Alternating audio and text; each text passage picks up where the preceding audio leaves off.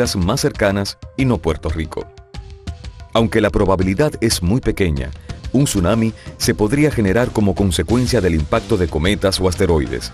Algunos piensan que este evento podría haber causado la extinción de los dinosaurios. En mar profundo, la altura de un tsunami generado por un terremoto es generalmente menor de 3 pies, aunque la rapidez de propagación del disturbio puede ser en exceso de 450 millas por hora. Dada la poca altura en mar profundo, junto con una distancia entre ola y ola de muchas millas, hace que un tsunami pase por desapercibido en aguas profundas. Al llegar cerca de la costa, en donde la profundidad se reduce, la altura puede aumentar drásticamente hasta por un factor de 10 a 20 pies. Al mismo tiempo, la velocidad de traslación de la ola se reduce a 20 millas por hora o menos. Un tsunami es un tren de olas en donde no necesariamente la primera ola es la más alta. La distancia entre las diferentes olas en un tsunami puede alcanzar de 6 a 300 millas, dependiendo del tamaño de la fuente y de la profundidad. Debajo de un tsunami, toda la columna de agua, sin importar la profundidad, está en movimiento. Mientras que en una ola normal y corriente, el agua fluye en una misma dirección por varios segundos y solo a pocos pies de la superficie del mar, en un tsunami, toda la columna de agua se mueve en la misma dirección por varios minutos. Esto, junto con la gran distancia entre olas, hace que el volumen de agua y la energía asociada con un tsunami sea de una magnitud mucho mayor que la de un oleaje extremo, como por ejemplo el de un huracán de categoría 5, el más intenso que existe. Hay tsunamis en los que las olas no rompen como las olas normales del mar en las playas y aparentan ser como una marea que aumenta rápidamente. Como ejemplo de esto, el tsunami de 1918 en Mayagüez. Mientras, existe otro tipo de tsunami cuyas olas rompen cerca de la línea costera y que se propagan hacia la costa como una pared vertical de agua turbulenta, llena de espuma. Esto ocurre comúnmente en donde el tsunami trata de pasar por canales o desembocaduras de ríos, entradas de bahías o puertos, como fue el caso del tsunami en San Tomás, en 1867. Los daños materiales directos cuando la ola penetra tierra adentro son debido a la inundación, al impacto o a la fuerza del agua sobre las estructuras, incluyendo el impacto de todo material flotante que pueda servir de proyectil, y a la erosión del terreno. Daños indirectos, como fuegos, pueden ser mayores. El alcance vertical de un tsunami y cuánto terreno tierra adentro pueda llegar es función de su altura mar afuera, pero también son influenciados por la topografía y la variabilidad en las profundidades del océano cerca del lugar. Los tsunamis pueden penetrar por las desembocaduras de los ríos y hacer daño miles de pies tierra adentro. Esto se pudo observar en el tsunami de 1918 en Puerto Rico. Los tsunamis arrastran material del fondo marino y lo depositan tierra adentro. La presencia de este material se puede determinar en algún punto en particular mediante excavaciones o barrenados. El estudio de tsunamis pasados mediante esta metodología se le conoce como estudios de paleotsunamis. Estudios como estos se han llevado a cabo en Puerto Rico mostrando que hemos sido afectados por más tsunamis que los de 1867, 1918 y 1946. Cuando un tsunami ataca una isla pequeña, relativo a la distancia entre olas, sucede algunas veces que las mayores alturas e inundaciones no ocurren en el lado de la isla por donde se acercó el tsunami, sino en el lado opuesto. Esto se observó en Vieques en 1867. La fuerza ejercida por las corrientes de un tsunami es enorme. Donde la corriente se mueve a 5 millas por hora, es equivalente aproximadamente a vientos huracanados de 160 millas por hora, correspondiente a un huracán categoría 5.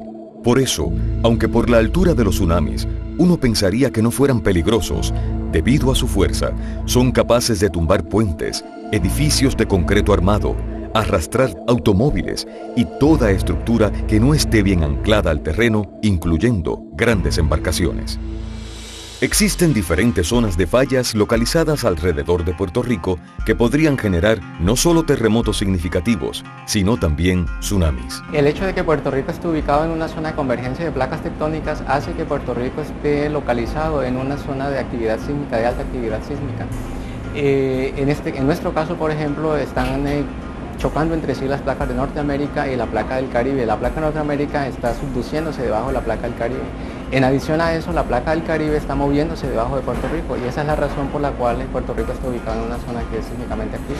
Al norte de nuestra isla, en la trinchera de Puerto Rico, la mayor profundidad del Océano Atlántico y la máxima anomalía negativa de gravedad del planeta. Es una zona con muchas fallas que marcan el contacto entre la placa de Norteamérica y la placa del Caribe. Justo al sur de la trinchera, pero al norte de Puerto Rico, se encuentra la zona sísmica de los 19 grados norte, que incluye varios sistemas de fallas. El Cañón de Mona, donde se generó el terremoto de 1918, es una zona de muchas fallas.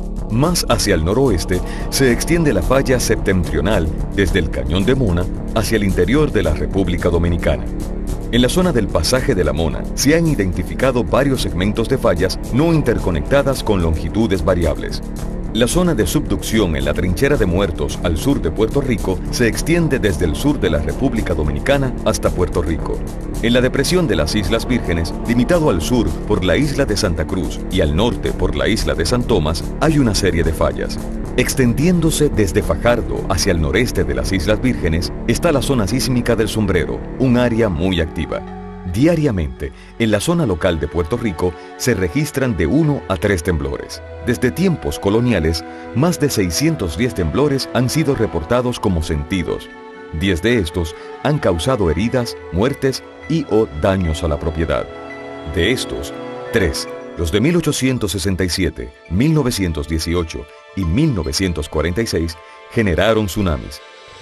Puerto Rico, al ser una isla, todas sus costas están expuestas a tsunamis, pero una de las áreas más propensa, debido a que todo su desarrollo está en la costa, es el área de Aguada y Aguadilla. Maremoto del 18 crea una ola gigantesca donde afecta a la costa de Aguada, Aguadilla, Rincón y Mayagüez. Por esa misma historia nosotros marcamos ciertos puntos donde ahora están completamente poblados, y esa área que está completamente poblada y transitada diariamente, ahí es que nosotros vamos a rotular para que las personas, una vez vean un movimiento o algo así, puedan retirarse lo más pronto posible de la costa. Aquí personal de la Agencia para el Manejo de Emergencia trabaja en un sistema de prevención que incluye simulacros, rotulación de áreas peligrosas, educación y hasta un plan de desalojo para escuelas que están cercanas al mar. El Colegio San Carlos es un colegio que está cerca de la costa de Aguadilla. Es uno de los más propensos a maremotos. Alrededor de un año atrás empezamos con un programa de orientación, tanto los maestros como los estudiantes. Se adiestraron en primera ayuda, se hicieron simulacros, más se hizo una rotulación de todo el área de qué ellos pueden hacer en caso de un maremoto.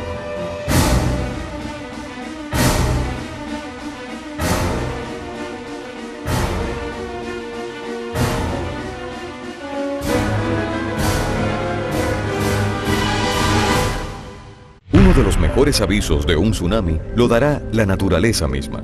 Algunas de las señales naturales podrían ser un terremoto que se siente tan fuerte que uno no se puede mantener en pie, un retiro abrupto del mar, un incremento repentino en el nivel del mar, un sonido fuerte proveniente del mar. Pero además de estos avisos naturales, es posible establecer sistemas de vigilancia para tsunamis. En la cuenca del Pacífico, donde ocurren tsunamis con mayor frecuencia en el mundo, existe el Centro Internacional de Alertas de Tsunamis del Pacífico, localizado en Hawái, y el Centro de Alertas de Tsunamis de Alaska y costa oeste de los Estados Unidos. Estos centros utilizan datos recopilados por una red mundial de sismógrafos y mareógrafos para emitir alertas y avisos en base de modelos existentes de tsunamis. En nuestra isla, la Red Sísmica de Puerto Rico, una dependencia del Departamento de Geología de la Universidad de Puerto Rico en Mayagüez, es la institución responsable para la detección, análisis, localización y divulgación de información sobre la sismicidad. Para estos fines, cuenta con una red de estaciones sísmicas distribuidas a lo largo y ancho de Puerto Rico, incluyendo las islas de Mona, Desecheo, Caja de Muertos, Vieques y Culebra y las Islas Vírgenes. Todas estas estaciones envían su señal directamente o a través de repetidores a la oficina de la red sísmica en Mayagüez. Una vez aquí y cuando se empiezan a grabar, ya nosotros cuando empezamos a ver la grabación vamos a tener una idea del tamaño del terremoto. Y si percibimos que es un terremoto, la amplitud del movimiento es bien grande, el registro, entonces ya con eso nos podríamos tener una idea de que se trata de un evento grande y posiblemente un evento que podría generar un maremoto. La Red Sísmica de Puerto Rico, conjuntamente con la Agencia Estatal para el Manejo de Emergencias y Administración de Desastres y el Servicio Nacional de Meteorología, ha establecido un protocolo para responder a una posibilidad de tsunami y emitir boletines de vigilancia y/o de aviso. Una vigilancia de tsunami podrá ser emitida cuando se presenten una o más de las siguientes condiciones. Los registros sismográficos de la red sísmica tienen indicios de un terremoto en la región de Puerto Rico con una magnitud de por lo menos 6.5. La red sísmica determina, según los registros sismográficos, que ha ocurrido un terremoto igual o mayor a 6.5, cuyo epicentro está localizado en el mar. La intensidad del terremoto en la escala Mercalli modificada es de 7 o más en algún punto de Puerto Rico. En un terremoto de esta intensidad, todos sentirán el evento y será difícil mantenerse de pie. Aun si uno está manejando, podrá sentir el terremoto. Ventanas, platos, objetos de vidrio y muebles se podrán romper. Objetos se caen de las estanterías. Construcciones de baja calidad sufrirán daños.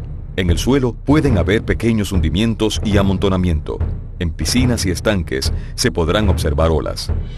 Si se confirma que en efecto se ha producido un tsunami, se emitirá un boletín de aviso de tsunami.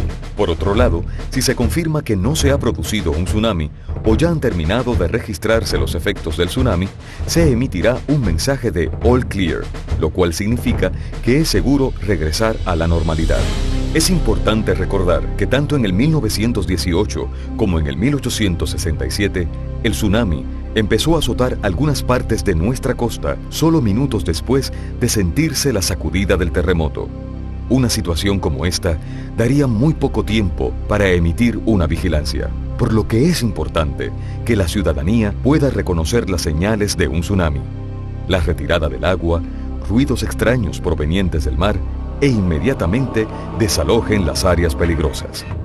Para tsunamis, cuyo origen es por deslizamiento, sin que se registre un terremoto fuerte antes, no existe sistema de alerta alguno.